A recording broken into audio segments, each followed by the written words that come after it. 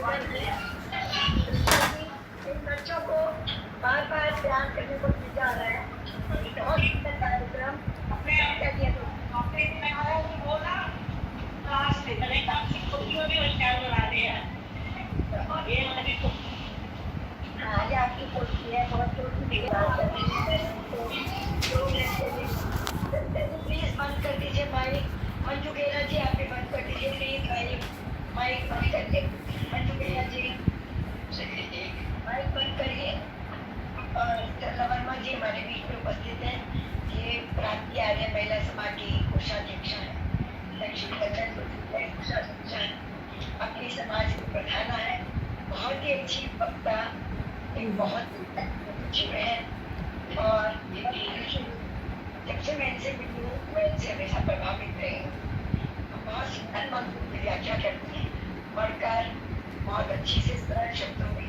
अब मैं आपको आमंत्रित करती हूँ आइए आज अपने मंत्र व्याख्या से को सरला जी आपका बहुत बहुत स्वागत है। मेरी नमस्ते। तबीयत ठीक नहीं इसलिए मैं देखती हुई थी। कोई बात नहीं। कार्यक्रम भी बहुत सुंदर आप आई हैं। बहुत आपका स्वागत। धन्यवाद जी, धन्यवाद। आंखें बंद करके सुनूंगी और ज्यादा अच्छा लगेगा। धन्यवाद जी। कार्यक्रम में जुड़ी हाँ जी, कार्यक्रम में जुड़ी सभी बहनों को मेरा नमन। और मैं ये करेक्ट कर दूं, मैं अपनी समाज की मंत्राणी प्रधाना नहीं हूँ। मैं थोड़ा आपको बता दूं, मैं मंत्राणी हूँ समाज। हाँ जी 11 कोई बात नहीं। आप सबको नमस्ते। 11 तारीख को मुझे संतोष कपूर माता जी मिली थी। उन्होंने मुझे कहा कि मंत्र की व्याख्या करनी है।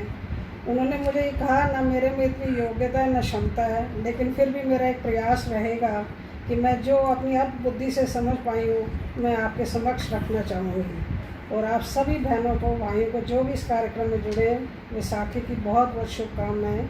और मैं आपके बीच में सामवेद का एक मंत्र रखने जा रही हूँ।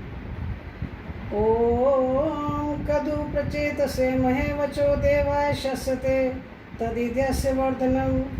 ये सामवेद का इंद्र पर दूसरे अध्याय चतुर्दशी 12वें खंड का दूसरा मंत्र है।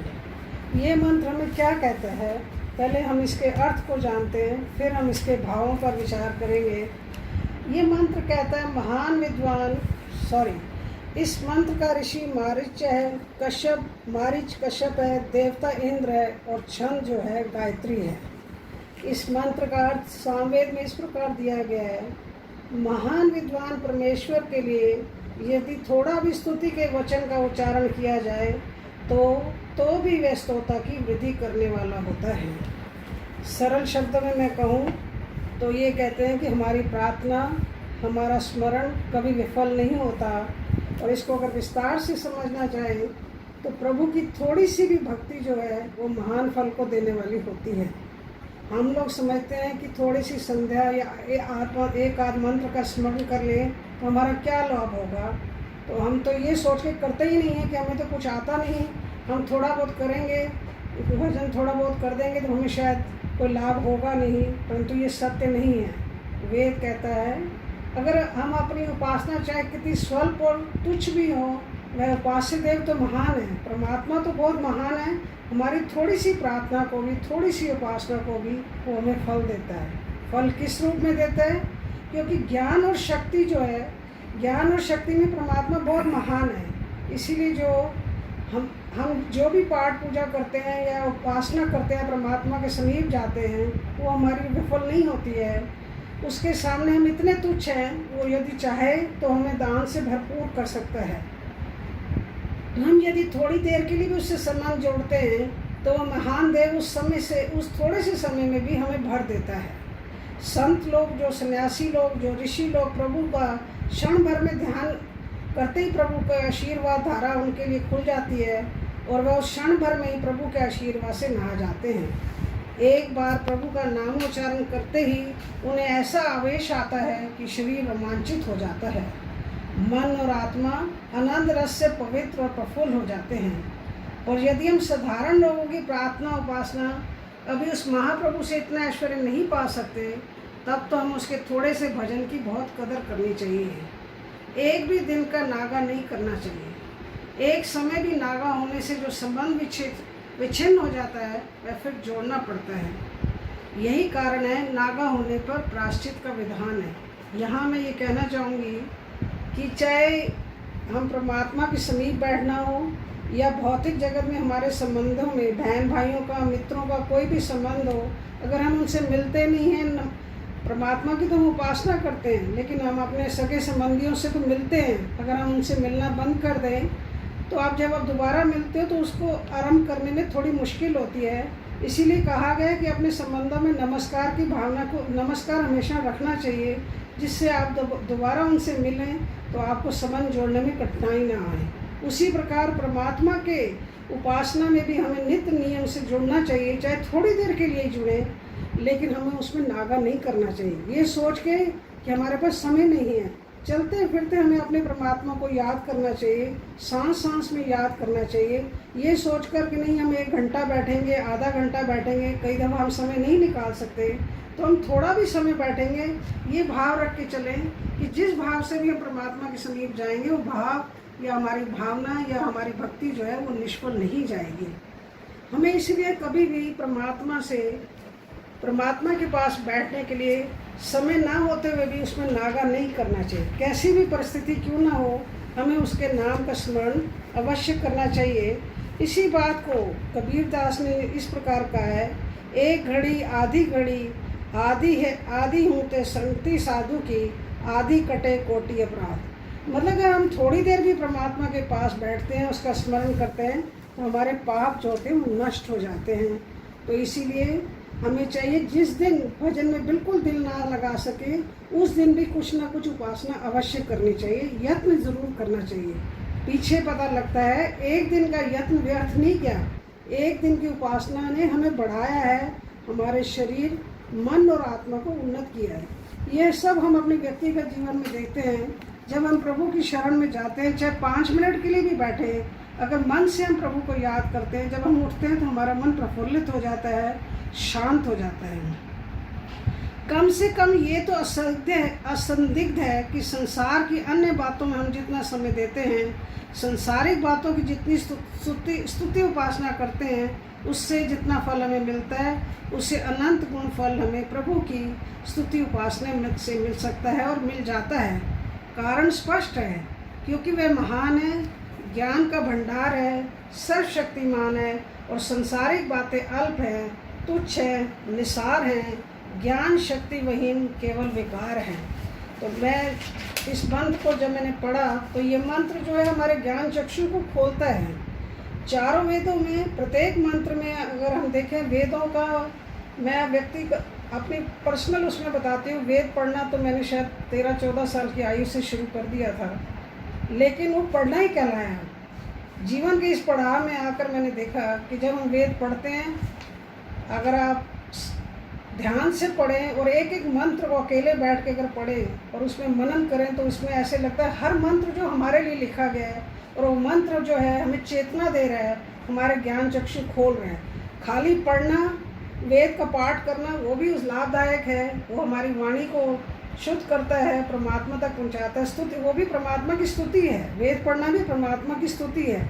लेकिन जब उसके अर्थों को पढ़ते हैं और मनन करते हैं तो उससे बहुत ही ज्ञान हमारे लिए निकलता है, जिससे हमारे ज्ञान चक्षु खुलते हैं और हमें जीवन जीने की कला को सीखने का मौका मिलता है। तो ये जो हमारी आलस्य और अनभिज्ञता है वो हमारी दूर होती है और हम ज्ञान सागर से दूर जब रहते हैं तो हमें चाहिए कि हम वेदों की ओर लौटें और वेदों के मंत्रों को, एक एक मंत्र को जब हम पढ़ते हैं और उसको स्तुति करते हैं तो उससे हमारा बहुत ही जिसको कहने से ज्ञान चक्षु खुलते हैं। इसीलिए मैं तो यही चाहूँगी कि जब हम वेद पाठ करते हैं, ऋषि ने कहा है कि वेदों की ओर लौटो। सच्चा ज्ञान जो है हमारे चारों वेदों में ही पड़ा हुआ है, जो कि हमें पता भी है लेकिन हम उससे बहुत दूर रहते हैं। वो कब आएगा? जब हम सच्चे मन से वेदों को उठाएंगे और एक एक मंत्र को पढ़ेंगे और उसके अर्थ को जानेंगे और मनन करेंगे। और उसको प्रयत्न ये रहना चाहिए कि उन अर्थों को हम अपने जीवन में उतारने का प्रयत्न करें। और अधिकतर समय हम ज़्यादातर ये देखते हैं कि हम भौतिक जीवन की जितनी भी प्रॉब्लम्स आती हैं, अपना अधिकतर समय उसी में व्यतीत कर देते हैं। हम ज़्यादातर क्या करते हैं, हमारा देखा जाए तो घर के कामों में, आसपास के कामों में, बुराइयों में, दूसरों की निंदा चुगली में हम ज़्यादा बिताते हैं, जिससे क्या होता है, हमारा मन दूषित होता है। हम अपने दूषित मन से अगर कुछ करना भी चाहें, प्रभु के पास भी जाएंगे, उपासना में बैठेंगे, तो हमारा मन नहीं लगेगा, क्योंकि हमारा मन जो है दोषों से भरा पड़ा है। तो इसीलिए प्रयत्न ये रहना चाहिए कि भौतिक जगत में रहते हुए भी अपने आप को इन बुराइयों से दूर रखना है और अपनी परमात्मा की तरफ हमें स्तुति में लगना है, क्योंकि वही सर्वशक्तिमान है, ज्ञान का भंडार है। और ये मान के चलें कि परमात्मा से प्रार्थना की हुई कभी भी जो है व्यर्थ नहीं जाती, और जो संसारिक बातें हैं वो हमारे लिए लाभकारी नहीं होती हैं। चुगली आलस्य में जो हम अपना समय व्यतीत करते हैं, उससे हमें दूर रहना चाहिए। प्रतिदिन की उपासना से ही हम बहुत कुछ पा सकते हैं। सबसे पहले हमें आत्मिक शांति मिलती है, सबसे पहले आत्मिक शांति मिलती है, और भौतिक सुख जो हम चाहते हैं जीवन में, वो भी परमात्मा की उपासना से, प्रार्थना से ही मिल सकती है।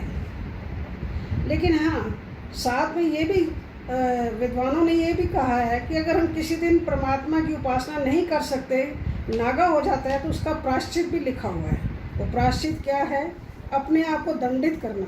दंडित करने का मतलब ये नहीं कि आप फिजिकली अपने आप को दंडित करें, आप किसी न किसी चीज़ का त्याग करके ये प्रयत्न कर सकते हैं कि मैंने आज अगर परमात्मा के घर में, मैं परमात्मा की शरण में नहीं गई, उसकी उपासना नहीं की, तो मैं आज से खाना नहीं खाऊंगी, या मैं नमक छोड़ देती हूँ। ये किसी की तरह की भी यातना अपने शरीर को दे के, किस लिए कि मैं अगला समय जो है मैं व्यर्थ ना करके प्रत्येक दिन परमात्मा की शरण में जा सकूं। तो खाली हम ये कहते हैं कि परमात्मा का हमें समय नहीं मिलता, वो समय क्यों नहीं मिलता? क्योंकि हम भौतिक चक्रों में फंसे हुए हैं।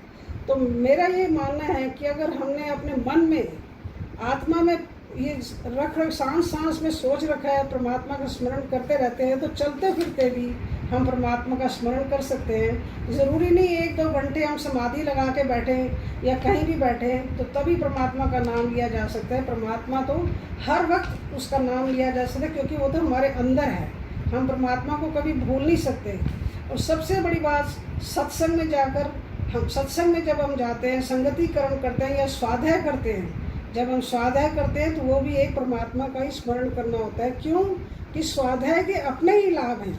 जो स्वाध्याय जब हम करने बैठते हैं, तो जब हम सच्चे मन से स्वाध्याय कर रहे हैं, उससे हमारे कई प्रकार के ज्ञान चक्षु खुलते हैं। सबसे पहले हमारा स्वास्थ्य लाभ मिलता है, युक्त मनन मिलता है, अपराधहीनता मिलती है, यानी हम स्वतंत्र होते हैं, पराधीन नहीं रहते हैं। और हमारा मन जो होता है युक्त मन वाला बन जाता है, एकाग्रता आती है, और हम स्वतंत्र विचारों वाले बन जाते हैं। और भगवान याज्ञवल्क्य जो कहते हैं कि अगर हम परमात्मा का स्मरण करते हैं तो हमें अर्थ लाभ भी मिलता है। हमें ऐसा अर्थ मिलता है जीवन में जिसे कोई चुरा नहीं सकता, और सुख से सोता है। जो परमात्मा के चरण में जाता है तो उसको नींद भी बहुत अच्छी आती है, और वो अपना परम चिकित्सक भी बन जाता है। याज्ञवल्क्य के अनुसार शारीरिक रोग तब आता है जब आपका मानसिक रोग होता है। हम बीमार कब होते हैं? जब हमारा मन बीमार होता है तब हम, और जब हम स्वाध्याय करते हैं तो हम एक चिकित्सक भी बन जाते हैं और इंद्रिय संयमी हो जाते हैं। स्वाध्याय से हम अपनी इंद्रियों को भी संयमित कर लेते हैं। दूसरा, 7वां जो हमें लाभ मिलता है, ऐसे एकात्मकता को हम प्राप्त करते हैं। और इसके साथ साथ स्वाध्याय से हमारी बुद्धि जो होती है प्रज्ञा बुद्धि हो जाती है। और स्वाध्याय खाली पढ़ने से ये नहीं कि खाली हम पढ़ रहे हैं तो हमें कोई लाभ नहीं होगा, नहीं, इससे यश की प्राप्ति भी होती है। क्यों? कि हमारे विचार जो होते हैं परिमार्जित हो जाते हैं, हमारे विचार अच्छे हो जाते हैं। हम उन विचारों को अपने जीवन में जब धारण करते हैं, हम दूसरे लोग हमारे से मिलते हैं या वो जब हमें देखते हैं हमारे विचार कैसे हैं या हमारा व्यवहार कैसा है, तो उससे हमें यश की प्राप्ति होती है, हमारा लोक परिपाक हो जाता है। तो ये 10 लाभ जो है हमें स्वाध्याय से मिलते हैं। तो मेरा कहने का इस मंत्र से मुझे तो यही खाली समझ में आया है कि प्रभु का नाम जो है चलते फिरते उठते बैठते अवश्य लेना चाहिए। ये नहीं कि अगर हम 1 घंटे के लिए बैठे, आधे घंटे के लिए बैठे, अगर वो समय नहीं मिलता, अगर वो हमारे सांस में आ चुका हुआ है परमात्मा का नाम, तो उसको स्मरण करना हमारा कभी निष्फल नहीं जाएगा। उससे हमें हर प्रकार का लाभ मिलेगा, हमारा जीवन अच्छा होगा। और जो हमारा लक्ष्य है मोक्ष को पाना, वो भी हम परमात्मा की उपासना से ही पा सकते हैं, ऐसे नहीं पा सकते। लेकिन वो तब जब हम सच्चे मन से प्रभु के चरणों में जाएंगे। तो मैं अपनी बात को इन 2 भजनों में, भजन की 2 लाइनों में रखूँगी। सांस सांस में सुमिरन करके बार बार बलि जाऊं, तुम बिन मेरो कोई न भगवन, जिसको मैं अपनाऊं। सांस सांस में सुमिरन करके उठत बैठत तुम्हें आराधूं, 8 पहर गुन गाऊं। उठत बैठत तुम्हें आराधूं, 8 पहर गुन गाऊं। ओम ओम की मधुर ध्वनि में, ओम ओम की मधुर ध्वनि में अंतर ही खो जाऊं। सांस सांस में सुमिरन करके तुम ठाकुर तुम साहिब मेरो, तुमरे हुक्म चलाऊं। तुम साहिब तुम ठाकुर मेरो, तुमरे हुक्म चलाऊं। हे भगवन मैं तेरो तेरो, हे भगवन मैं तेरो तेरो, चरण शरण सुख पाऊं।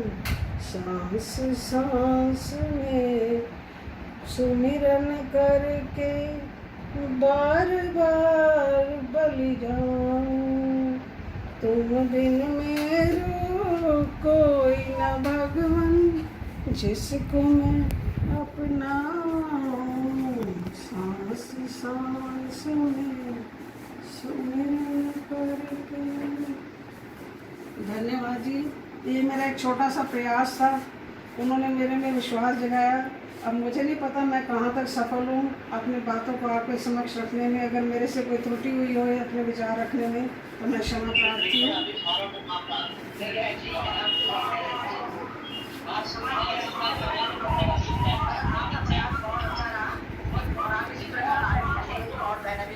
बहुत बहुत धन्यवाद, परमात्मा का धन्यवाद। आपने बहुत प्रेरणादायक बात की है। सुंदर व्याख्या, बहुत सुंदर और बहुत सुंदर प्रस्तुति थी। मेरी आशा से भी ज्यादा सुंदर थी। आपने मेरे में इतना विश्वास दिखाया संतोष कपूर जी, आपका बहुत बहुत धन्यवाद। मैं इस लायक नहीं हूँ, मेरी अल्प बुद्धि है, मैं कुछ नहीं जानती। मेरा एक सब नहीं, ऐसा नहीं सोचना चाहिए आपको सरला जी। बहुत बढ़िया दिया, आपका मन को छू गए शब्द आपके, पता है मुझे। धन्यवाद जी, बहुत बढ़िया जी। सरला जी बहुत ही हमारा मार्गदर्शन करता है आपको।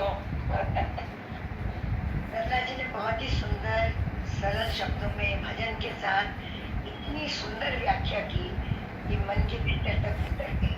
उनका कहना है कि उन्होंने कभी की नहीं और हमने उनको प्रोत्साहन दिया, ऐसा नहीं है। सरला जी आपके अंदर जो गुण था, कभी ना कभी तो रोशनी चमकती है, तो ये आपकी रोशनी है जो चमक रही है। आपने जो स्वाध्याय के 10 काम लिखे, वो कहना मैंने लिख भी लिए हैं ताकि मैं उनको बाद में अच्छी तरह से स्वाध्याय भी कर सकूं। मैंने अभी डिटेल में नहीं बताया इन सबको। मैंने कहा बहुत समय बहुत ज़्यादा लग जाएगा इन 10 लाभों का, स्वाध्याय के लाभों का, क्योंकि एक एक जो लाभ है उसको अगर डिटेल में देखो तो बहुत ज़्यादा डिटेल दी हुई है। तो मैंने कहा समय बहुत कम है, तो इसलिए मैं थोड़ा कट शॉर्ट में मैंने बताया है थोड़ा सा। बहुत ही सुंदर। चतुर्थ जी आपका भी स्वागत है हमारे कार्यक्रम में, और सरला जी को बहुत बहुत धन्यवाद। धन्यवाद। अब समय बहुत तेजी से बीता जा रहा है, मेरे पास कुछ नाम और आए हुए हैं।